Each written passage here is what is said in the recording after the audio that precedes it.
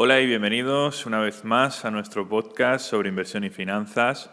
Hoy tenemos con nosotros a Luis Hernández Guijarro. Lo primero de todo, Luis, gracias por venir. Gracias a ti, Andrés. Vale, para quien no lo conozca, Luis es gestor de fondos, Luis es analista financiero europeo, especializado en temas ambientales, sociales y de gobierno corporativo por EFAS, que es la Asociación de Analistas Financieros Europeos. Luis es gestor del fondo de inversión Esfera 2, Sostenibilidad ESG Focus, y actualmente está en Esfera Capital Gestión, sociedad gestora de instituciones de inversión colectiva. Bueno, Luis, has venido aquí, o hemos quedado, para hablar de inversión sostenida, inversión socialmente responsable. Hay varias formas de llamarlo. La primera pregunta que creo que nos pasa a todos por la cabeza es: ¿qué es esto de la inversión sostenida? ¿Qué significa? ¿Qué quiere decir?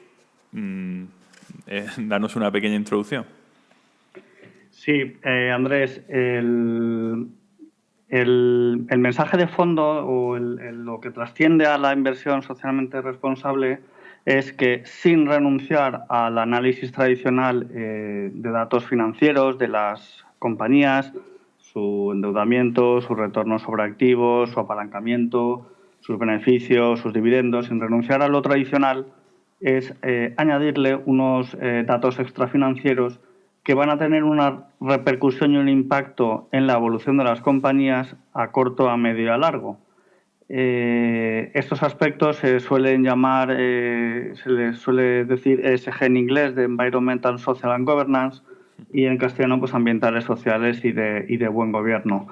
En la medida en que las propias compañías, líderes, toman la iniciativa en medir esos datos para sí mismas y los hacen públicos, ayuda a que se tengan datos suficientes y, por lo tanto, teniendo en cuenta esos datos, se decida invertir sobre ellas. Y luego, con el paso del tiempo, han ido apareciendo regulaciones de distintos tipos en distintos países y por todo el mundo que invitan o exigen a compañías que publiquen información sobre su sostenibilidad. Recientemente en Europa entró en vigor una directiva que, sobre todo, por ser breves, si tú eres una gran compañía y quieres acceder a concursos públicos, es decir, a negocio, o tienes un informe de sostenibilidad publicado anualmente de acuerdo a unos estándares internacionales, no vale decir, oiga, que cada uno diga, no, que cada uno diga con nombres y apellidos, nomenclatura aceptada y estándares aceptados, en concreto el Global Reporting Initiative, la versión 4. De manera que si tú no eres una empresa que está haciendo su memoria de sostenibilidad de acuerdo a estándares internacionales en Europa, estás perdiendo negocio. Entonces, esto es, por ejemplo, un ejemplo de cómo, en la medida en que no te tomas en serio esta información extrafinanciera, no la averiguas, la mides, la describes en tu memoria, y no solo lo que has hecho o no solo lo que vienes haciendo, sino qué medidas vas a tomar para tomarte más en serio estos temas de cara a futuro, pues en la medida en que te quedas fuera de eso, también te quedas fuera de negocio, ¿no? En el tema ya no solo es más allá que el mero cumplimiento normativo, ¿no? Pues al final las grandes empresas serias y líderes pues te van a comprar y te dicen, oiga, ¿cómo es su cadena de proveedores? ¿Están cumpliendo la legalidad en los países de origen? ¿Está cumpliendo la legalidad el proveedor del proveedor? Correcto. No me basta solo si cumple usted. Y al final, si no entras en el juego de la transparencia y de los derechos humanos de tus trabajadores y de tus proveedores, que los mides, pues las grandes compañías te dejan fuera, ¿no? Uno de los ejemplos de aquí cercano a mi tierra, yo soy de Valencia, pues es Mercadona, ¿no? Pues Mercadona, a un proveedor suyo, aunque fabrique en China, pues le exige estándares y derechos humanos de sus plantas allí que le están fabricando.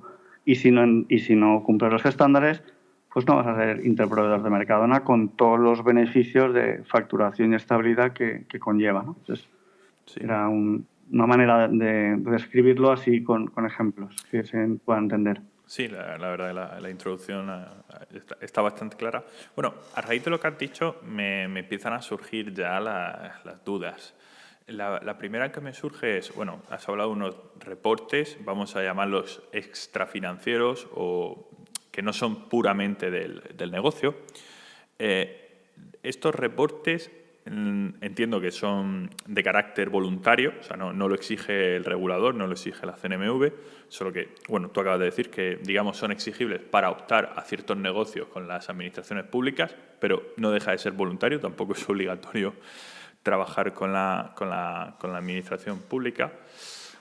Pero, claro, estos reportes, ¿sobre qué tratan? O sea, tratan son sobre emisiones de carbono, son sobre lo que acabas de decir, de gobierno corporativo, de decir, bueno, si yo soy una empresa textil, tanto que últimamente aparece en boca de todos, y tengo un proveedor en Bangladesh, yo me aseguro de que los empleados de mi proveedor de Bangladesh van a tener unas condiciones laborales aceptables. O sea, no digo que vayan a tener 60 días de vacaciones al año, pero que por lo menos se van a cumplir los derechos humanos, como poco. Trata sobre eso, trata sobre emisiones, trata sobre, por ejemplo, no sé, no usamos ropa animal, también hablando de textil, sabes que ahora, bueno, no quiero decir está de moda, o sea, está surgiendo una cierta sensibilidad hacia los animales, ¿no?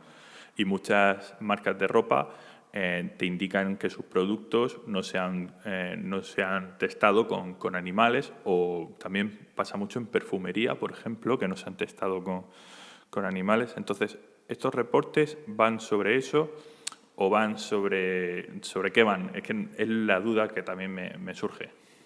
Sí, son sobre los tres grandes temas, o sea, cuatro grandes temas: tema económico en sí, tema medioambiental, tema social y tema de gobierno corporativo. La guía de la Global Reporting Initiative, que es un poco el estándar de referencia para reporting, es bastante amplia, bastante extensa, consigue muchos detalles, baja el detalle de muchos KPIs, Key Performance Indicator. Pero por poner algunos ejemplos, y últimamente en la última guía del GRI 4 ha hecho mucho énfasis en temas de derechos humanos a nivel de los trabajadores de la matriz, de la filial, de los proveedores. También el tema de, por supuesto, tema medioambiental, medición de impacto de riesgo ambiental según se vaya a realizar un proyecto u otro, y que digan a priori. Temas de trabajo infantil, explotación. No es ningún secreto pues que hay países donde se explotan a los niños, por ejemplo, con el negocio del sector del cacao. Costa de Marfil es el principal proveedor de cacao a nivel mundial, y se sabe que se compran niños y trabajan explotados. También se sabe que en el Congo hay niños que los utilizan para trabajar en las minas de cobalto. Bueno, pues hay empresas que hacen teléfonos móviles que no utilizan el cobalto. Puedes utilizar cobalto pero sin trabajo infantil. Entonces ahí está en que cada empresa pueda, y ya no por sí misma, sino por un tercero en principio neutral y de fiar, pueda demostrar o asegurar que sus materias primas que utiliza para producir sus bienes y servicios pues cumplen, se han hecho, primero describen la trazabilidad, exactamente de dónde vienen, de qué país, de qué cantidad de qué país, etcétera, y luego que los fabricantes, quiénes han sido sus fabricantes, y que esos fabricantes pues están cumpliendo con los derechos humanos y laborales a nivel de origen. Temas de gobierno corporativo, hay una medida que es fácil de entender por el oyente, es cuán número de consejeros independientes tienes en el Consejo de Administración, y cuán independientes son en el sentido de que cuánto cobran respecto a su sueldo o sus ingresos, aparte de ser miembro del Consejo de Administración. Considera independiente, por poner un ejemplo, que no cobra más su principal fuente de ingresos no es el que recibe por ser miembro independiente del Consejo de Administración, pero puedes estar dentro de la ley cobrando un 49,9 y luego cobrando un 50,01 en otra empresa.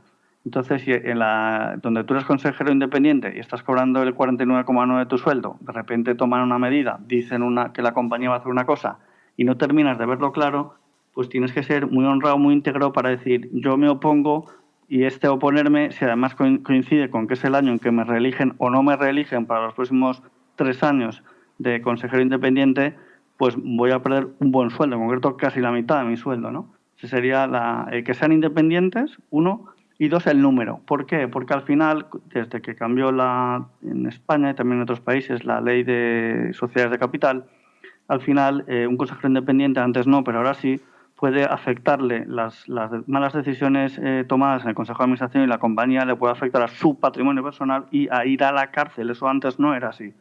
De manera que si tú tienes 2 o 3 consejeros independientes, que además realmente su sueldo no se acerca tanto al 50%, sino que 20, 30, 40, o sea, es algo inferior, y ese consejero independiente sabe que si está en una reunión, si toma una decisión en una reunión y es abiertamente o hay dudas bastante razonables de que eso sea ilegal o pueda tener repercusiones legales y ahí él puede ir a la cárcel, mucho me temo que se va a oponer. Y si se oponen 3 independientes en un consejo de administración de 12, eso es el número habitual, pues y se oponen los 3, pues me temo que también alguien del resto del Consejo de Administración se opondrá y por lo tanto no se tomarán medidas irresponsables, ¿no? Eso es por poner también otro ejemplo. Y luego a temas medioambientales, una empresa, quizás, esto ya sí que depende del tipo de negocio. Evidentemente una empresa que se dedique a software, que está en la nube, que no utiliza papel, pues fruto de su trabajo y de su servicio, pues no se van a talar muchos árboles, porque es un tipo de negocio así. Entonces hay negocios y negocios donde el volumen o la probabilidad de contaminar es distinto. Pero seas como seas la empresa, lo que tú puedes hacer es medir tus emisiones de carbono y decir, bueno, voy a provocar un negocio o invertir en negocios de energías renovables para que en el conjunto, en el neto, mi empresa sea carbono neutral.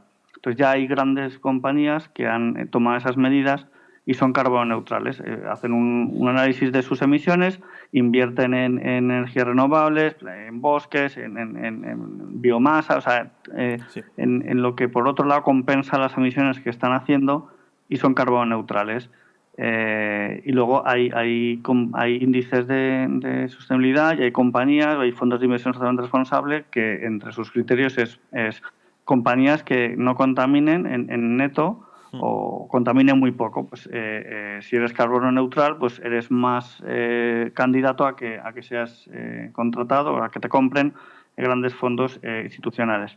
Y luego hay grandes fondos institucionales como el Fondo del Petróleo Noruego, que es para mí el mejor ejemplo de inversión socialmente responsable a largo plazo desde hace muchísimos años, que hace unos años os publicó una noticia. Voy a dejar de invertir en aquellas empresas multinacionales cuyo negocio que provenga del carbón sea más del 35% de la facturación. Bueno, daba 2 medidas. Una era esa, el 35% de la facturación, o que un porcentaje de los beneficios provenga del negocio del carbono. De alguna manera estaba penalizando a aquellas empresas intensivas en producción de energía a base de carbono, ¿no? De carbón.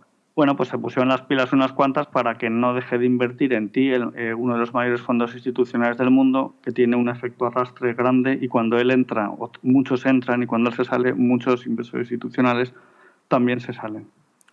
Entiendo. Y luego el tema, por último, con lo que decías de que no era obligatorio, no es obligatorio, habría que ponerle un pero. Pues me explico. Los planes de pensiones de empleo, por una directiva europea, sí que tienen que dar un reporte obligatoriamente sobre sus políticas de transparencia, de gobierno corporativo, de sostenibilidad, etcétera. Eso que a día de hoy solo es obligatorio planes de pensiones, no soy profeta ni hijo de profeta, pero no descarto que acabe implantándose a nivel de fondos de inversión. De hecho, ya acaba de salir en la Unión Europea el Sustainability Action Plan, que son medidas que afectan a las gestoras de fondos de inversión, y ahora en mayo va a venir el CEO de Mirova, que es una gestora francesa del grupo Natixis, con ADN inversor responsable desde su inicio, y va a hablar de este tema en Madrid. Y entonces en esta recomendación del grupo de expertos a nivel mundial, pues están bajando al detalle de medidas que van a tener medidas que recomiendan que tomen los gestores de activos respecto a la sostenibilidad de sus productos para que lo describan, bajen al detalle y así los inversores puedan decir, oiga, y si yo quiero un fondo bajo en carbono, ¿me van a poder informar? Pues sí, va a poder usted saber más información de la que actualmente se da. Y si yo quiero un fondo sostenible o temas de gobierno corporativo y que tengan buen rating en eso, pues va a poder usted tener la información para a su vez decidir conforme a esos criterios, ¿no? Eso, como todo lo burocrático y en Europa, que somos 15, un montón de países en ponernos de acuerdo, es lento. Pero como Francia, que es de los líderes en temas de investigación responsable, lo tenga en mente y que me consta que lo tiene en mente, pues más tarde o más temprano esto va a ser una realidad y se acabará exigiendo en productos de inversión, más allá de lo que actualmente sucede solo en los planes de pensiones de empleo a nivel de la Unión Europea. Comprendo. Ahí, bueno, sobre lo que has comentado, que ha sido bastante extenso, me han surgido unas cuantas dudas. Por ejemplo, bueno, has hablado del tema de las empresas que son carbono neutral. Me ha surgido una duda casi al instante cuando has hablado de las empresas limpias. Y es, por ejemplo, coincide, para poner a la gente en contexto, que he visto hace poco un capítulo de una serie que se llama Dirty Money de Netflix. No sé si la conoces. No la conozco. Te invito a que la veas porque es de temas financieros y empresariales y está bastante bien. Bueno, pues el primer capítulo de esta serie es del caso Volkswagen y de las emisiones de nitrógeno, de nitrato, no sé, de NOx, el NOx, ¿no? Vale. Ahora que tú hablas de la huella de carbono que pueda tener la empresa, me surge, por ejemplo, una duda. Yo puedo tener una fábrica como la de Volkswagen. Imagínate que esta fábrica además se alimenta única y exclusivamente de de energía limpia. O sea, tengo placas solares, tengo molinos de viento y solo empleo energía limpia para mi planta. Esto obviamente a priori me da puntos positivos para que mi huella de carbono sea baja. Pero el problema es que lo que sale por mi fábrica a lo mejor son vehículos diésel que además hasta he trucado para que en las pruebas ponga que contaminan menos y luego contaminan 50 veces más de lo que yo he dicho que contaminaban. O sea, mi empresa como tal es limpia, porque tengo una fábrica limpia, con bajo consumo, todo y además socialmente responsable, etcétera, etcétera. Pero luego vendo coches diésel, que contaminan mucho. Yo tengo un coche diésel y no me gusta el diésel, pero lo tengo, o sea, no lo digo por manía a los diésel. Entonces, claro, yo puedo entrar, ¿hasta qué punto debo de entrar o no en un índice? O sea, son las cosas que me surgen, porque el problema de esto es que echa la ley y parece que echa la trampa, ¿no? Y parece que es todavía más fácil falsear un informe de sostenibilidad que incluso un informe financiero. Porque, como te digo, tú puedes decir, no, yo es que soy muy limpio. Sí, pero tú luego coges y fabricas coches diésel. Y voy a ir un punto más allá de eso, sobre la sostenibilidad del gobierno corporativo. Yo puedo tener una empresa que todos mis empleados estén muy contentos, tengan buenos planes de pensiones, además sea limpia, volvemos a lo mismo, la planta solo emplea energía limpia, pero luego a lo mejor, no sé, fabrico bombas de racimo. O sea, ¿cómo se encaja esto? Tanto el primero desde el punto de vista de la huella de carbono, porque es puramente huella de carbono, y el segundo desde el punto de vista de socialmente responsable, ético, no sé por dónde enfocarlo. Me gustaría, por favor, me respondieras a esa pregunta. Pues hace tiempo me leí un libro de Alan Greenspan que se titulaba La era de las turbulencias. Me quedé con una frase que me llamó la atención. Dice, primero va la vida por delante y luego va la regulación. ¿De qué? De los abusos, de los escándalos, de los desastres, etcétera. Pues desgraciadamente en el mundo real, en las finanzas, pues primero va a ir la vida con la gente buena y la gente astuta en el mal sentido. Y luego se les acaba descubriendo y luego se les acaba expulsando del equipo, ¿no? Del equipo de las empresas sostenibles. En el caso de Volkswagen, pues fue expulsada del Dow Jones Sustainability Index, se hizo público su expulsión y todavía, se hizo público, por supuesto, en los periódicos, en ese momento que era noticia. Y si tú, hace poco lo busqué yo también para escribir un artículo, tú en la página web buscas empresas remove en inglés, está en inglés, empresas expulsadas del índice de sostenibilidad global a nivel mundial, el mayor que hay, al final la encuentras y te dice que en tal año fue expulsada y por qué motivo.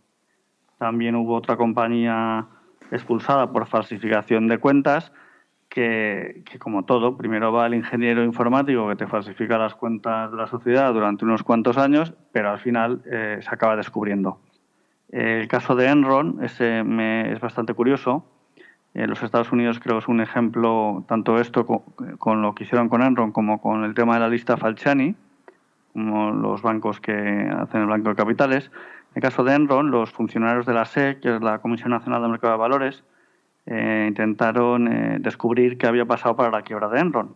Y tras 6 meses de mirar papeles de Enron no había manera de aclararse.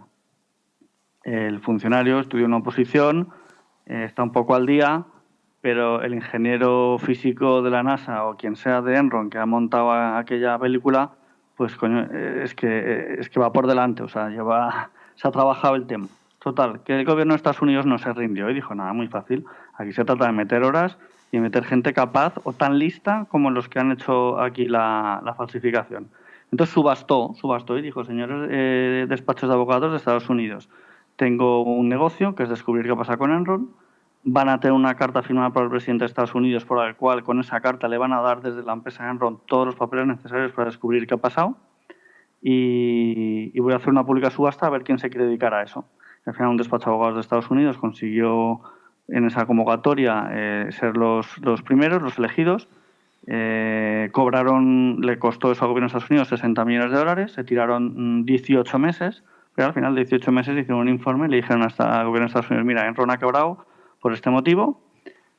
El resto de bancos de inversión había hecho exactamente lo mismo que Enron, no todos, pero gran parte. Lo que pasa es que lo que había hecho Enron era como 10 veces más lo que habían hecho el resto, que básicamente lo que hizo Enron fue, como en las cuentas oficiales de las compañías, tú las publicas a año cerrado, trimestre cerrado, semestre cerrado, 9 meses cerrado, 2 o 3 días antes del cierre de la contabilidad, pedías dinero a tu filial en un paraíso fiscal en efectivo, en cash, y te lo enviaba, lo cual ese dinero aparecía en las cuentas de la compañía. El paraíso fiscal no era una ONG que daba dinero en forma de un préstamo con garantía activos de la matriz en Estados Unidos, un edificio corporativo de algún estado de Estados Unidos importante, etcétera. 2 días después devolvían el dinero y así lo haces un trimestre, ves que no pasa nada, el trimestre siguiente vuelves a tener falta de liquidez, falta de dinero porque no te están saliendo los números, vuelves a hacer el maquillaje de trimestre en trimestre hasta que al final la cantidad es tan grande que la filial del paraíso fiscal dice que no tengo más liquidez que prestarte. Y viene la crisis y al final pues se derrumba el castillo en naipes falso, ¿no? De manera que al final, aunque pueda haber oportunistas y empresas con malas prácticas, pues más tarde o más temprano se acaban descubriendo y pagan un precio, ¿no? por ello. Y luego el tema de las bombas de racimo, pues puede efectivamente haber empresas que tengan o hagan inversiones en este tipo de negocios y al mismo tiempo que en algún momento determinado quizás esas empresas están o han estado o quieren estar dentro de un índice de sostenibilidad. Entonces, en principio, ahí influye un poco el tema del porcentaje en el sentido de que a lo mejor en los análisis de datos que puedan hacer las empresas de rating para decidir si entra o no entra una empresa, pues en algunas actividades excluidas yo me he encontrado, suelen decir públicamente que excluiremos a las compañías que tengan negocios en estas cosas siempre y cuando sean por debajo del 1, del 2 o del 3%, ¿vale? Pues efectivamente a lo mejor te puedes encontrar que alguien está en un índice de sostenibilidad, que alguien tiene un negocio en una actividad excluida para estar en el índice, pero que a su vez no está mal hecha la inclusión en el índice porque el índice expresa que si es un porcentaje inferior al 1% o al 2% del total del negocio de la compañía, que si es por un volumen significativo que puede estar, ¿no? Pues si al final es un volumen pequeño, pues de alguna manera dentro de la normativa del índice no está mal hecho el trabajo de que esa compañía esté dentro, pero evidentemente si tú estás vendiendo a tus clientes una imagen de marca, que te preocupas por la sociedad, por el medio ambiente, los trabajadores, etcétera, pues eso es difícilmente compatible con estar ganando dinero en un negocio en el que la principal víctima va a ser personas, y personas muchas veces civiles inocentes en guerras fratricidas, ¿no? Por ejemplo, a mí me conmocionó mucho, leí en un libro Los Ángeles Perdidos, de Manuel Leguineche, un periodista de guerra. Hizo un libro sobre víctimas de genocidios y conflictos bélicos en todo el mundo. Entonces, a mí me conmocionó mucho cuando durante 10 años Irán estuvo en guerra con Irak, y en la frontera los iraquíes habían puesto minas antipersona. ¿Qué hizo, desgraciadamente, el gobierno de Irán en una de esas incursiones para atacar al país vecino? Dijo, bueno, un soldado tiene 40 años, tiene uniforme, lo he formado, sabe disparar, me es muy valioso. Un niño tiene pocos años, no lo he formado, me es menos valioso. Entonces mandaban niños por delante en la zona donde había minas antipersona para que les tallasen a los niños, y una vez ya habías despejado el terreno, ya iban los soldados iraquíes. Pues bueno, pues se pueden cometer abusos, y ese es un abuso que hizo el gobierno iraní, pero no es lo habitual tampoco. No pensamos esto lo están haciendo todos los gobiernos, pero hay una película recientemente, Bajo la arena, que es muy bonita, sobre las consecuencias de las minas antipersona. Está basada en hechos reales, y es que tras la Segunda Guerra Mundial, pues a unos soldados muy jóvenes alemanes les hacen quitar las minas antipersona que habían puesto en las playas de un país nórdico. Ahora no recuerdo exactamente cuál es. Y bueno, está basada en hechos reales, y desgraciadamente pues también, esos soldados alemanes, parte de ellos son víctimas de esas minas antipersona, ¿no? No, en fin, no conozco la que película. habrá que mirar con lupa, pero también un poco llega un momento en que el inversor particular, el pequeño inversor, pues es que no tiene medios para bajar al detalle de si está en el 3 o el 4%, si invierte en una empresa que a su vez invierte en otra que minas antipersona. De alguna manera llega un momento en que hay que dar el salto de la confianza y decir, oye, si 2 o 3 casas de análisis que dicen que aplican criterios de exclusión, por ejemplo en armas, pues a esta compañía la incluyen dentro de sus índices, y son 2 o 3 compañías que tienen recursos suficientes, manejan datos. MSCI es el mayor proveedor a nivel mundial, luego está Bloomberg SG, está Standard & Poor's índices, está Trucos, o sea, hay muchas, ¿no? Está Sustainalytics, está Morningstar. Al final, si 3 o 4 de los líderes te hablan a favor, o te han metido una empresa dentro de un índice que incluye criterios de exclusión, en concreto de armas, llega un momento en que o das el salto de fe o vete y averígualo por tu cuenta, pero es inviable, ¿no? La segunda opción. Llega un momento en que hay que dar el salto de fe. Sí, sobre salto de fe, ahora que me hablas de eso, hace poco leí un paper que de hecho fue el que me despertó la curiosidad sobre la inversión responsable, la inversión sostenible, que era del PRI, supongo que tú lo conocerás. Sí. Ese paper hablaba de cómo combatir el cambio climático mediante la inversión, y la verdad que todo lo que decían iba pues en la misma medida de todo lo que tú comentas. Pero hubo una cosa que me sorprendió mucho, que dijo, bueno, ¿qué puede hacer un inversor particular contra el cambio climático, ¿no? Entonces, una de las cosas que decía era, bueno, el inversor, si de verdad quiere saber si su fondo es socialmente responsable, debe de preguntarle cuál es la huella de carbono de la cartera de acciones o de bonos que tenga su gestor, y el gestor debe saber responderle. ¿Cómo puede el gestor de verdad conocer la huella de carbono del 100% de la cartera y ponderarla? O sea, digamos, que hiciera una especie de Morningstar, pero de su fondo, y de verdad conocer ponderadamente, porque conoce la huella de carbono individual de cada posición en cartera, conocer la huella de carbono de su cartera. ¿Es posible? O sea, ¿existen fuentes de datos de verdad fiables para que el gestor lo pueda saber? Sí, recientemente, bueno, ya lleva tiempo, tienen una página web, es www.jour, tú en inglés es Arai, joursri.com. Esta página web es un proveedor que se ha especializado de fondos de inversión, hacerte un reporting que es caro porque son 1.000 euros por informe, pero tienes la versión, digamos, a demo o versión breve, gratuita, de algunos fondos en su propia página web, donde te hace un informe muy exhaustivo de la contaminación, de las emisiones de dióxido de carbono de la cartera de ese fondo, y también te hace un análisis de impacto social. Esa es una fuente de información. Al final, en las empresas que se dedican a análisis de fondos, pues tienen que, si no eres uno grande, pues y eres pequeño y quieres dedicarte a este negocio, pues tienes que hacer algo que otros no hacen, ¿no? Sí. Entonces esta empresa lo hace, tiene una buena página web, tiene vídeos, tiene formación. Quizás sería interesante que, por ejemplo, el gestor de un fondo sostenible pidiera a su gestora o él mismo pagar este informe de su propio fondo y él, digamos, lo adjuntara al folleto. Creo que sería bastante interesante para que, de verdad, el inversor minoritario, obviamente, si yo voy a invertir, no sé, 10.000 euros en un fondo y me cuesta 1.000 euros el research sobre el fondo, digamos, no es viable, ¿no? Pero si el propio gestor me lo adjunta al folleto, la verdad es que tengo más información, ¿no? Claro.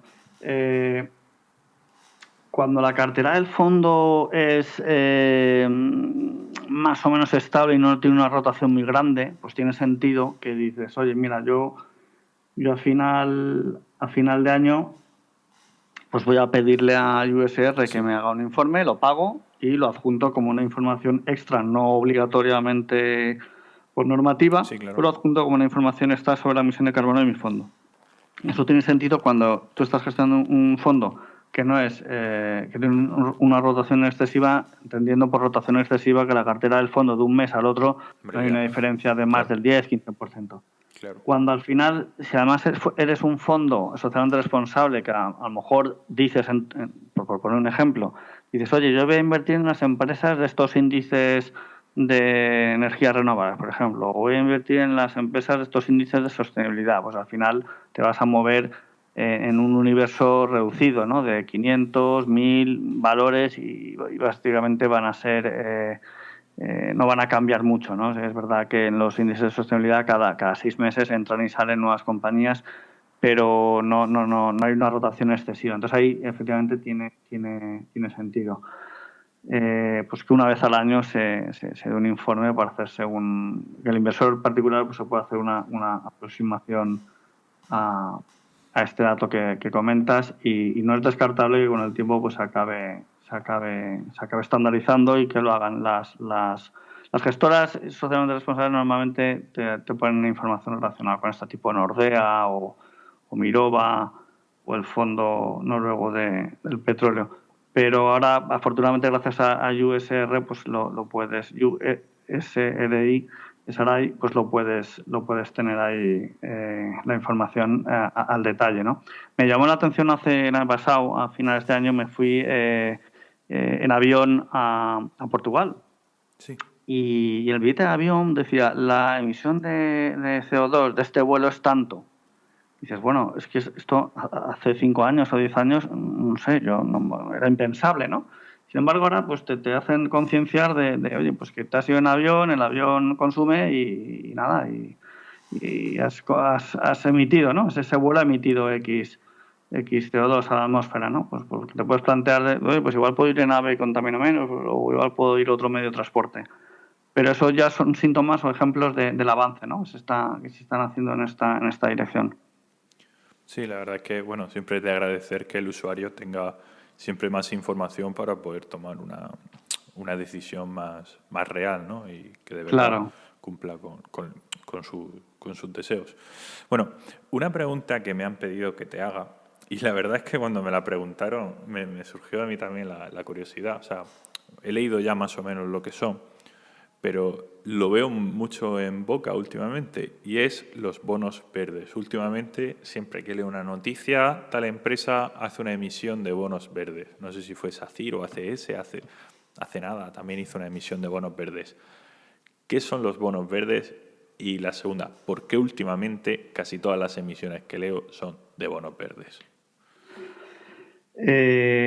Por normativa, lo que son emisiones en el que íntegramente todo el dinero recaudado por esa emisión, de esa deuda, normalmente en periodos largos, 5, 10, 15, 20 años, que es el proyecto, se va a dedicar exclusivamente a una producción de energía limpia, sea biomasa, sea paneles solares, sea molinos de viento, etcétera. Vale.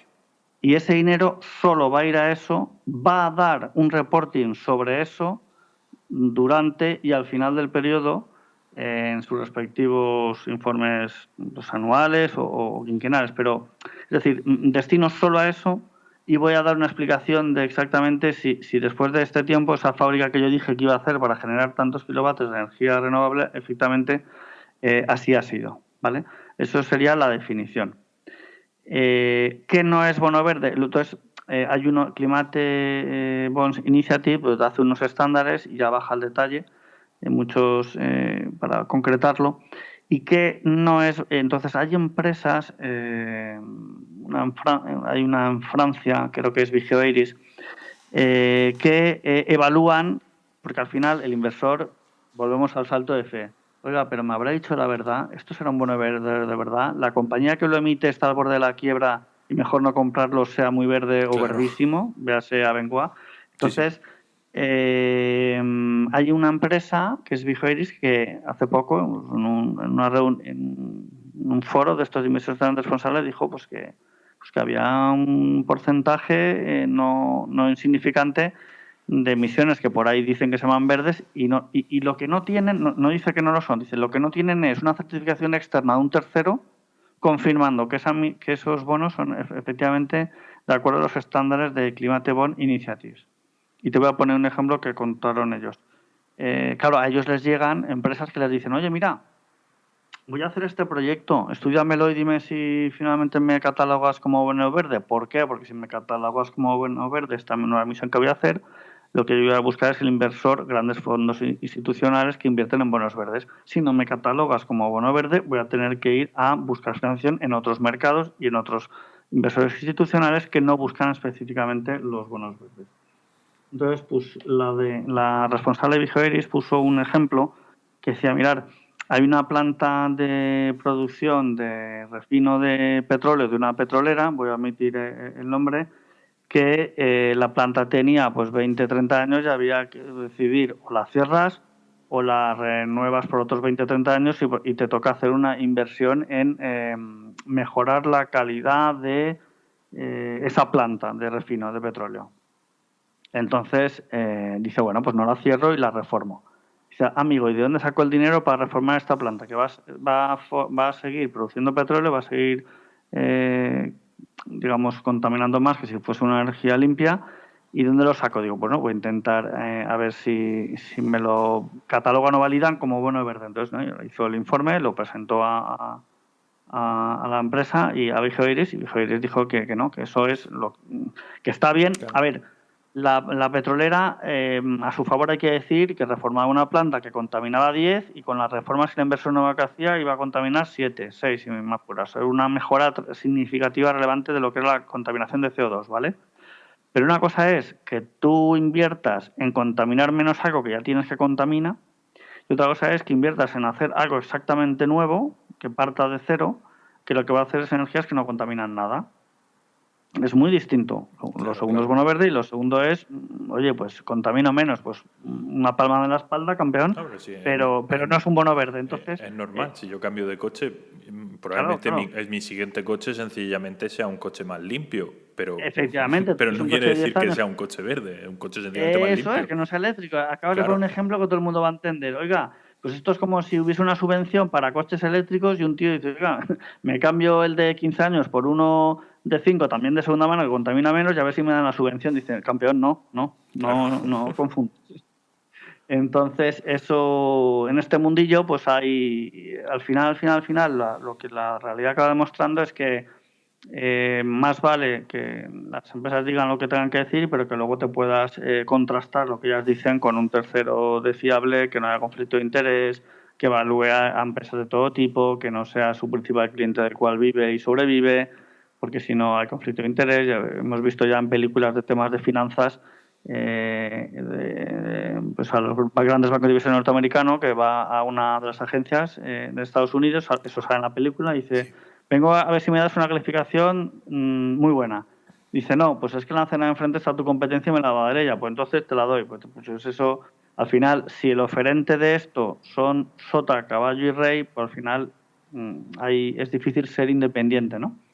Sí, Pero si son más de tres, ¿no?, los que entran en juego, pues es más fácil que pueda haber alguien independiente en este mundo. sí. Bueno, vamos a cambiar un poco de tercio, pero siguiendo con lo mismo, otro de los grandes pilares es el tema del gobierno corporativo, ¿vale? Vamos a dejar un poco de lado el tema de emisiones. Creo que ha quedado claro, pero lógicamente esto podríamos profundizar muchísimo más. Sobre el gobierno corporativo, últimamente, bueno, yo me enteré de esto hace a lo mejor 6 meses o por ahí, de que existen ETFs de temas de género, no sé si es igualdad de género, no lo terminé de entender, también es verdad que no, reconozco que la noticia me hizo gracia, pero no pasé más allá de leer el título del artículo. Cuéntanos un poco, ¿está esto de los ETFs de género correlacionados o relacionados con la sostenibilidad o con la inversión socialmente responsable, o no tiene nada que ver? ¿Es sencillamente un ETF que busca a lo mejor una igualdad de número de género por ejemplo, en gobiernos dentro de empresas, en consejos de administración? ¿O por dónde van los tiros? Sí, recientemente en FINEC publiqué un artículo titulado Ventajas y oportunidad de invertir en igualdad de género, y ahí bajo a mucho detalle de lo que me has preguntado, y si el lector tiene tiempo, pues le recomiendo que lo mire. Es poner Luis Hernández Hierro, invertir en igualdad, ventajas y oportunidades de invertir en igualdad de género, o va a la página web de FINEC y lo busca y lo encontrará. Pero para que la gente lo entienda y no entrar en tecnicismos, vamos a poner ejemplos sencillos. Si hay productos y servicios, que los hay, en el que el comprador habitualmente el 80% es la mujer o las mujeres, evidentemente tiene bastante sentido común que en el Consejo de Administración, donde se toman decisiones de qué producto ofrecer y qué servicio, y no el actual, sino que cómo pretendemos servir a nuestros clientes de ahora y nuestros clientes de ahora cuando tengan más años, y los hijos de nuestros clientes de aquí unos años, pues tiene bastante sentido común que ahí estén tomando las decisiones mujeres, porque son las que son, en algunos productos y servicios, las tomadoras de las decisiones de compra. Eso por sentido común, ¿no? Por un lado. Por otro lado, el tema del talento, ¿no? O sea, tú vas a la universidad, pues miras a derecha, miras a izquierda, la población a nivel mundial es más o menos 51-49, hay países como China con la política del hijo único lo tienen complicado, y países como Paraguay, que después de una guerra con otros países, pues la desproporción era bestial de mujeres y hombres. Pero eso lo que demuestra, dices, bueno, pues somos la mitad, o sea, el talento está repartido en todo el mundo, y 51-50, 49 somos hombres y mujeres. Luego, en la mitad de la población mundial, está la mitad del talento a nivel mundial. En la universidad tú entras y es bastante propenso a la meritocracia. Oye, tú estudias más, tú trabajas más, te esfuerzas más, sacas mejor nota. Luego llega el mundo de la empresa.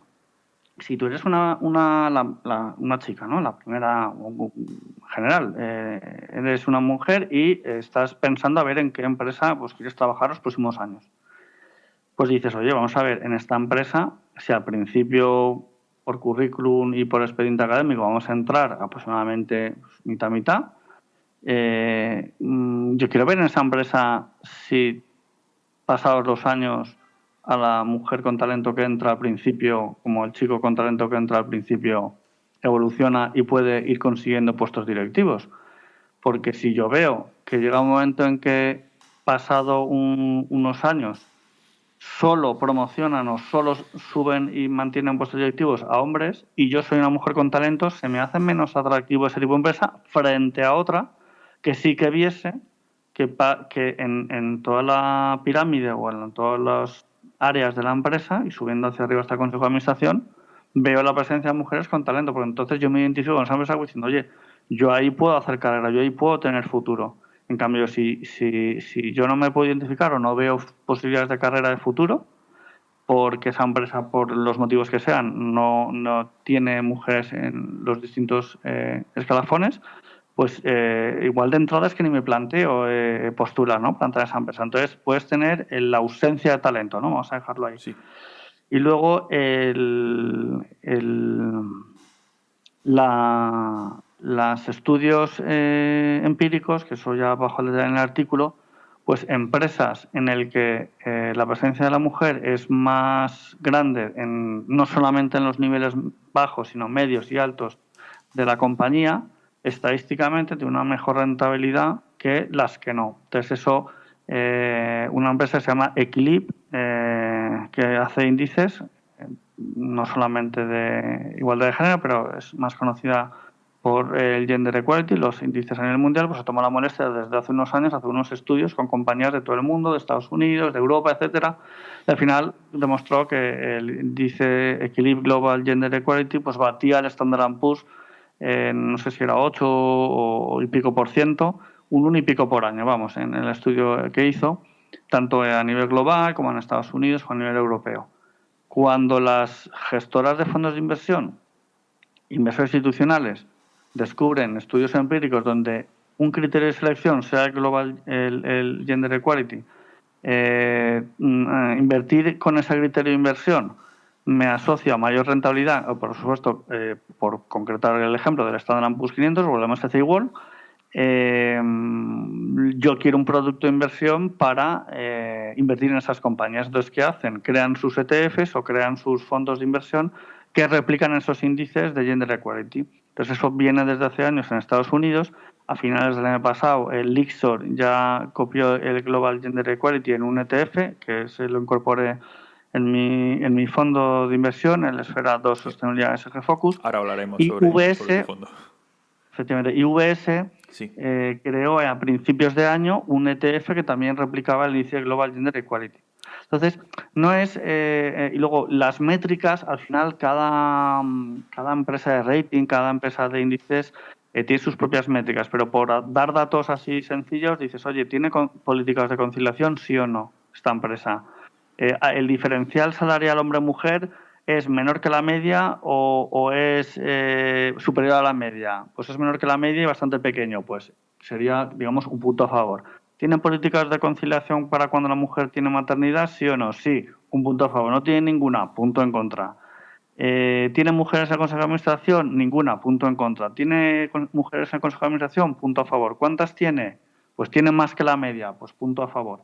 Comprendo. Y luego, aparte de estos índices, los grandes inversores institucionales, empezando y liderados por BlackRock, que es el mayor inversor institucional del mundo, el CEO de BlackRock recientemente mandó una carta a las empresas del Russell 1000 de Estados Unidos diciéndoles que viesen a ver qué podían hacer. En concreto, en la carta la envió a las empresas que tenían 2 o menos de 2 mujeres en el Consejo de Administración, diciéndoles, oye, mira, a ver qué podéis hacer, porque no estoy... me parece que esto lo podéis mejorar y no es algo que sea sostenible. O sea, tenéis que tomar medidas para que haya más, ¿no? Y bueno, lo envió por escrito. O sea, tú lo puedes decir en un medio de comunicación, en una entrevista, dejarlo caer o puedes bajar al detalle de mandar por escrito una carta a un montón de compañías que no cumplen, ¿no? Aproximadamente había unas 350 compañías que tenían 2 o menos de 2 mujeres en consejo de administración del Russell 1000, o sea, un tercio no estaban ahí.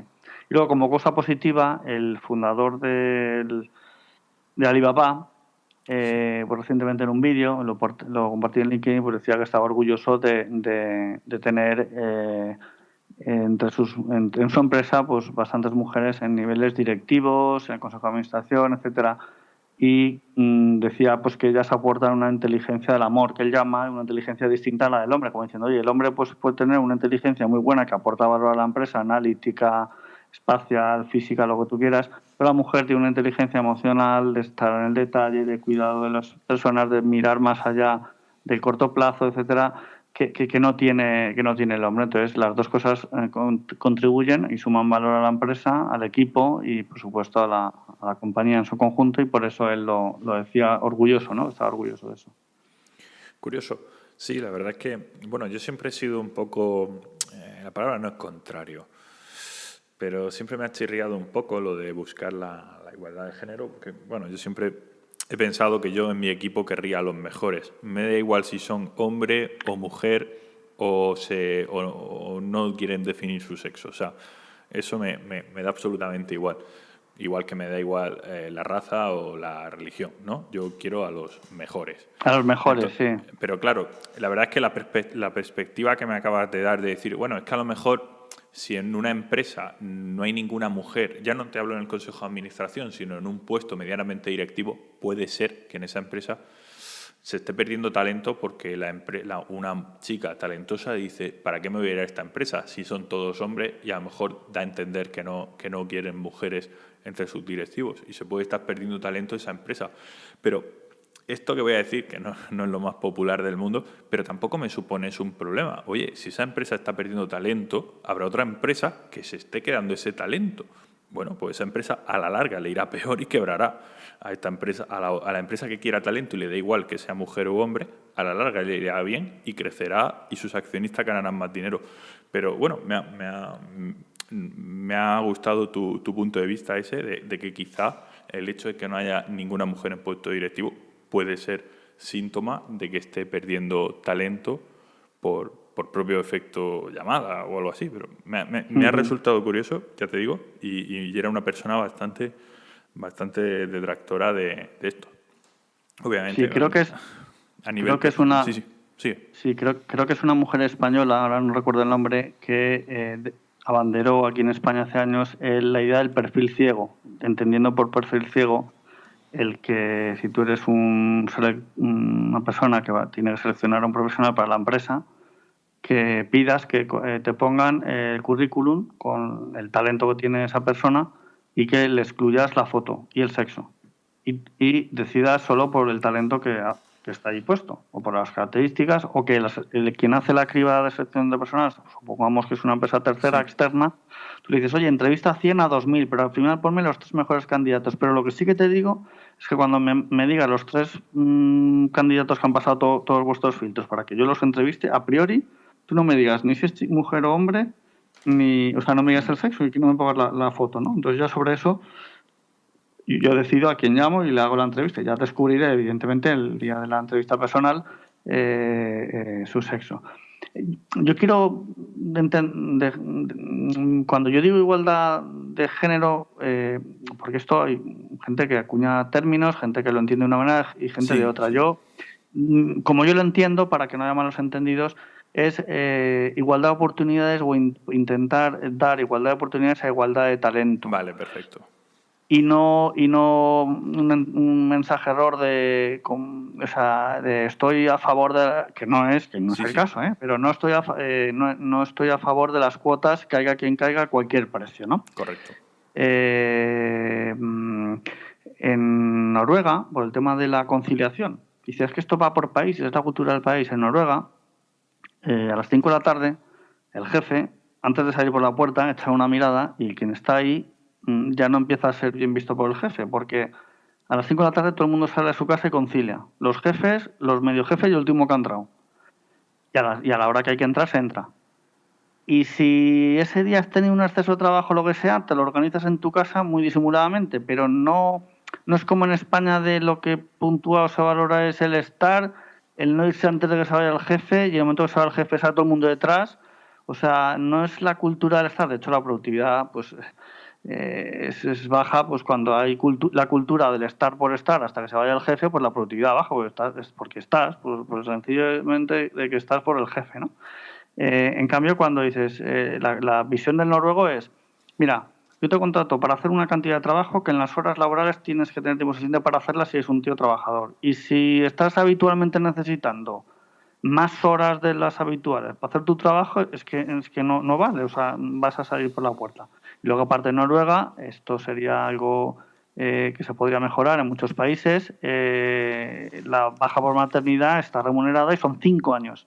Entonces, claro, allí las noruegas tienen 3 hijos o más, pero encantadas de la vida, porque oye, embarazo, hijo, oye, mis 5 años para cuidar a mi niño, pero vamos, a mimarlo todo lo que puede y más.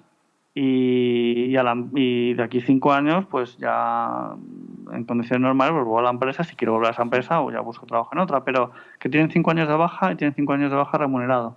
Y eso pues hace bastante fácil lo de conciliar la maternidad con la carrera profesional, la salir a las 5 con la conciliación con la vida familiar, porque al final, si te dejan, digamos, hay una política de conciliación de la maternidad, pero luego no hay una laboral, pues cuando tienes hijos pequeños, pues te las ves y te las deseas, ¿no? Para llegar a todo.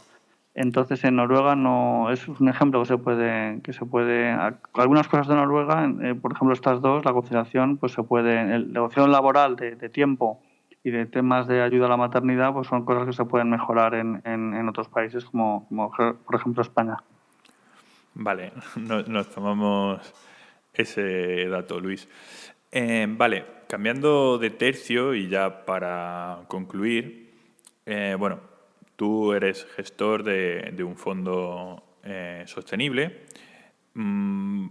Háblanos un poco de tu fondo. O sea, porque claro, dentro de socialmente sostenible, ahora que lo hemos visto, podría ser, por ejemplo, solo bonos verdes o mixto o renta variable.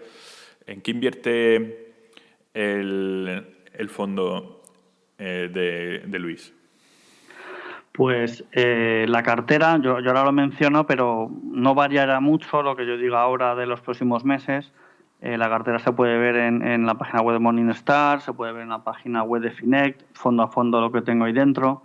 Y básicamente los criterios de selección para meter dentro ETFs en mi fondo son criterios de acuerdo al ideario ético del fondo, es un fondo ético. Incluyo criterios de exclusión y criterios valorativos, es decir, las que mejor puntuación tengan como criterio valorativo, las que empresas o índices que incluyan dentro de las empresas con mejor rating en temas ambientales, sociales y de buen gobierno, que subrayo para que no haya lugar a dudas, cuando tú haces, porque lo dice Morningstar, yo utilizo el rating de Morningstar como criterio. Un buen rating, y tiene relación con lo que hemos visto a lo largo de la conversación, un buen rating de temas ambientales, sociales y de buen gobierno no incluye, en concreto en Morningstar, no incluye la exclusión de negocio alguno. Simplemente está diciendo que esa compañía respecto al resto de sus compañías del sector tienen mejores puntuaciones en temas ambientales, sociales de buen gobierno, y si tiene alguna controversia le resta en puntuación y por tanto tiene un rating menor, pero no incluye exclusión. Correcto. Por lo tanto, en mi fondo, para ayudarle al partícipe, dos cosas, que es que invierta excluyendo unos negocios concretos y que después de esa exclusión haya un buen rating, aplico esos dos criterios.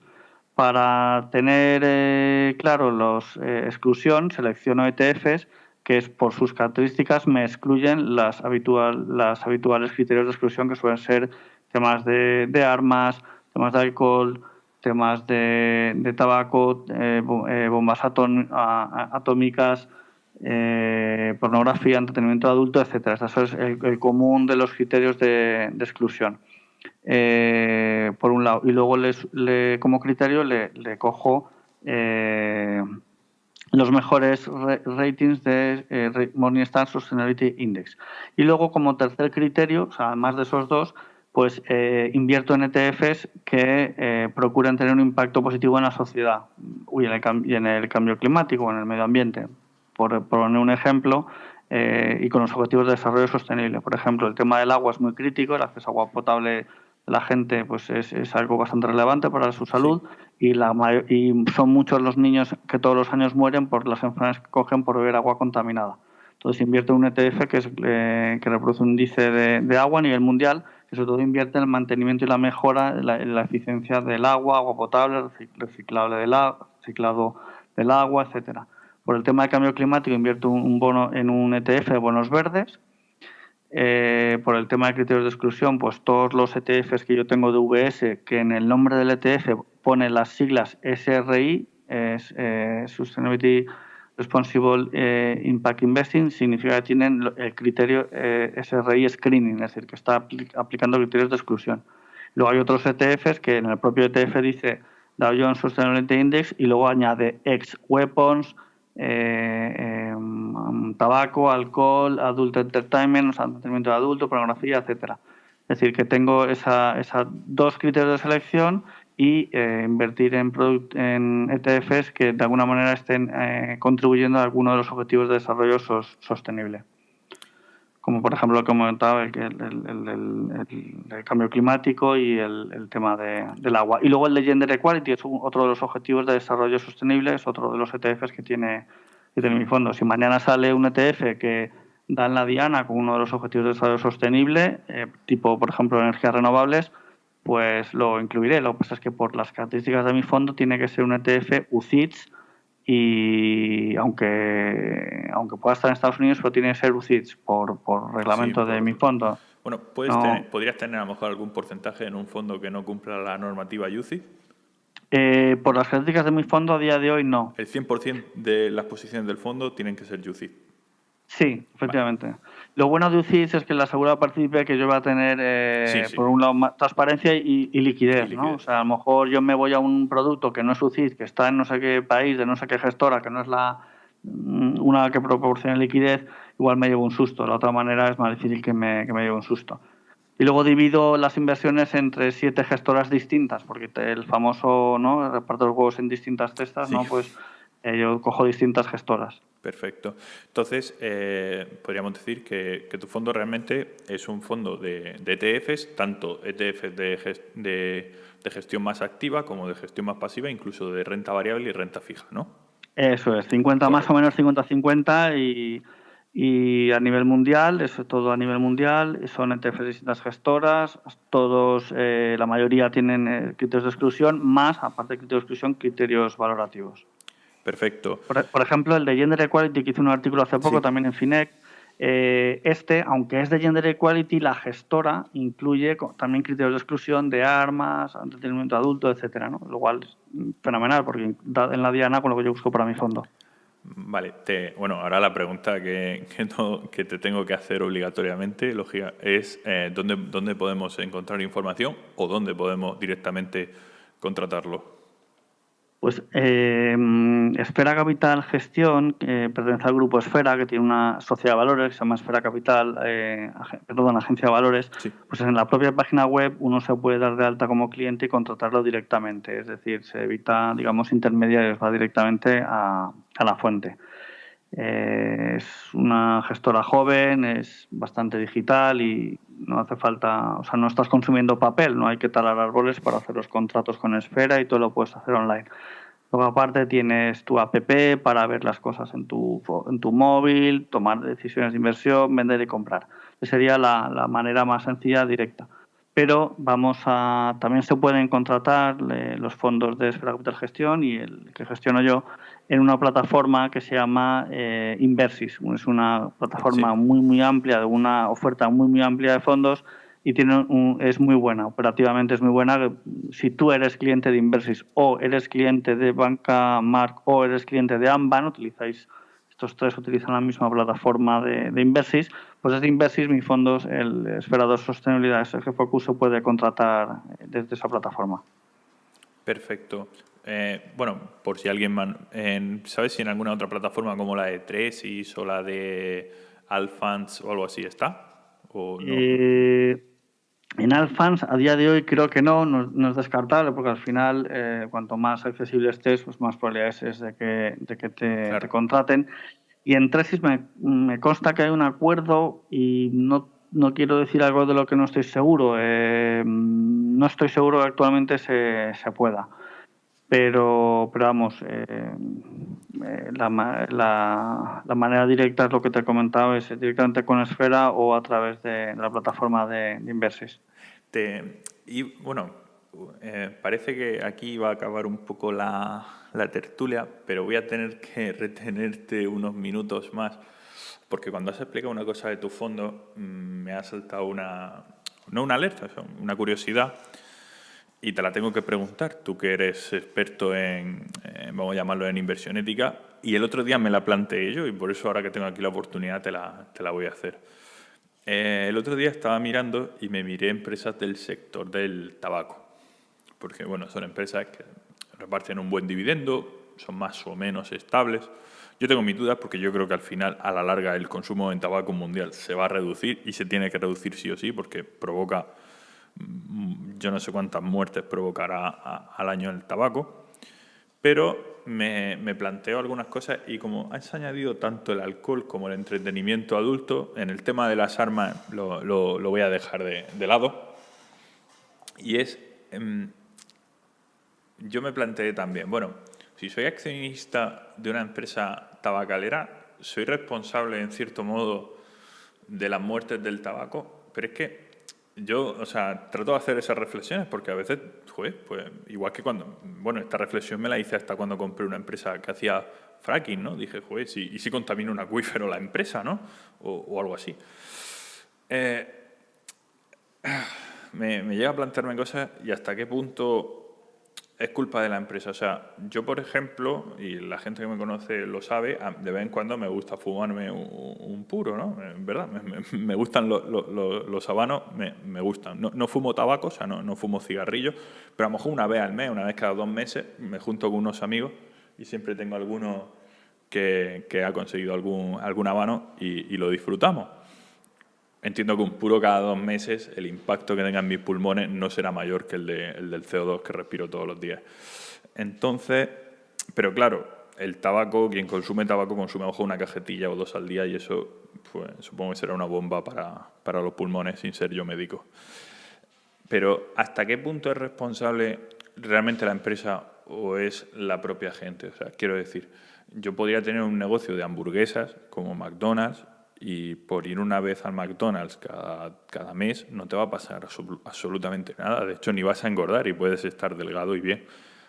Claro, pero yo no tengo la culpa de yo vender hamburguesas y que haya personas que vengan todos los días a mis restaurantes a comer hamburguesas. O sea, quiero decir, ¿culpamos a la empresa o es culpa del consumidor? Yo creo que realmente es del consumidor y más en el siglo XXI donde todo el mundo sabe que fumar es malo y todo el mundo sabe que beber alcohol en exceso es malo para la salud. Entonces, ¿hasta qué punto es malo una empresa de alcohol o una empresa de tabaco? Vamos a contextualizarla, siglo XXI, todo el mundo que creo que tenga acceso al alcohol o al tabaco también tendrá acceso a Internet y podrá conocer los efectos. ¿Es realmente no socialmente responsable una empresa de tabaco o de alcohol? O sea, es una duda que tengo yo de verdad internamente y me gustaría que me dieras tu opinión o algún consejo, porque quizá hay alguien que nos esté escuchando y también le haya surgido esta duda moral. Sé que es un poco más profunda, pero te voy a meter un poco en ese embrollo. O sea, sobre la responsabilidad jurídica, pues cada país tiene su organismo y para No es evitar... jurídica. Tú vas a lo moral, sí, Es vas a lo moral, moral. sí. Para mí, vamos a dejar la legalidad al lado porque al final hay países en los que son legales cosas que son aberraciones. O sea, Claro. Pues mira, a nivel moral, si tú indicas que, por otro lado, para evitar responsabilidades legales, pues por eso lo hacen, ¿no? Si tú indicas los riesgos que, como si fuese un medicamento, los riesgos que puede incluir el abuso de eso. Oiga, si fuma un cigarro al mes, es muy poco probable que eso sea la causa unívoca y directa de que usted desarrolle un cáncer de pulmón, porque a su vez los cánceres, pues hay gente más propensa a cánceres que otras y ha habido gente que se ha muerto de un infarto y no ha tenido un cáncer de pulmón, pues a ser muy fumador.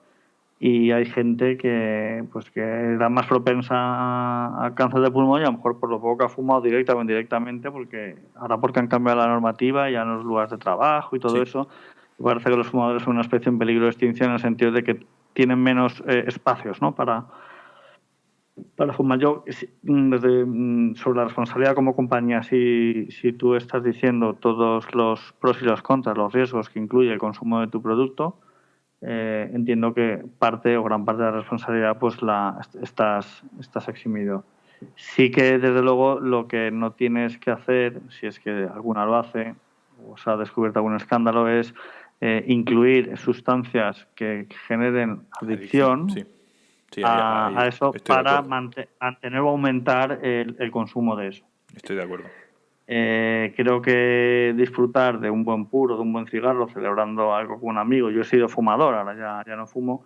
Pues creo que es una de las cosas buenas que regala la naturaleza y la vida, que como beber Claro. una buena cerveza, un buen licor, con medida, con prudencia, con sentido común.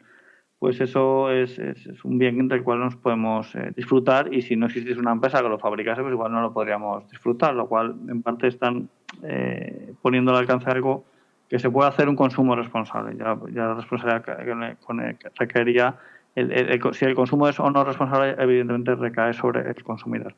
Luego, respecto a los daños, porque efectivamente dices, oye, ¿hasta qué punto yo he producido un bien? El consumidor ha sido un poco irresponsable en su consumo, al final ha provocado deterioros severos en su salud. Como cosa positiva, según estudios, tú dejas de fumar, no sé si eran 2 o 3 años, y un 70%, una cantidad bastante alta de la alquitrán acumulada en los pulmones por haber fumado, se ha liberado, ¿no? Entonces, ejercicio, haces vida normal, dejas de fumar, porque yo cada vez conozco más exfumadores, ¿no? Porque es algo que cada vez van menos. Pues eso, pues que un deterioro de la salud en un momento determinado, porque a veces porque la gente fume por una situación de estrés, de trabajo, de tensión y tal, es una manera de liberarse, como eso, como a lo mejor beber una copa de más, ¿no? Pero esa temporada de estrés, agobios pasan, vuelve a una situación normal y ya la gente pues deja de fumar, o de fumar lo que fumaba, hace ejercicio, hace vida sana, y afortunadamente pues se puede liberar bastante de la contaminación adquirida, ¿no? A través del tabaco. Como mensaje esperanzador, vamos, que el que haya sido fumador y lo haya dejado y haga vida normal y haga ejercicio, que la mayor parte lo está liberando de su organismo. Y luego, con el tema del alcohol, pues bueno, hay países como el Reino Unido que, si tú tienes cirrosis etílica y te las gana a pulso a base de abusar del alcohol, pues cuando hay lista de espera para un trasplante de hígado te dicen usted fuera. ¿Por qué? Porque Claro, es que es tienen lógico. prioridad los que necesitan un hígado pero que no se lo han destrozado por abuso de sustancias. Claro, igual que Lo cual lógico que los es seguros valgan más caros, o la sanidad valga más cara para el que abusa, ¿no? Es como el que va a 200 todo el rato conduciendo, pues algún día acabará mal, ¿no? Que fuma todos los días y vive todos los días, entiendo que no puede tener el mismo, no sé, o sea, que al final crea una sociedad muy irresponsable si transmites toda la responsabilidad únicamente a la empresa.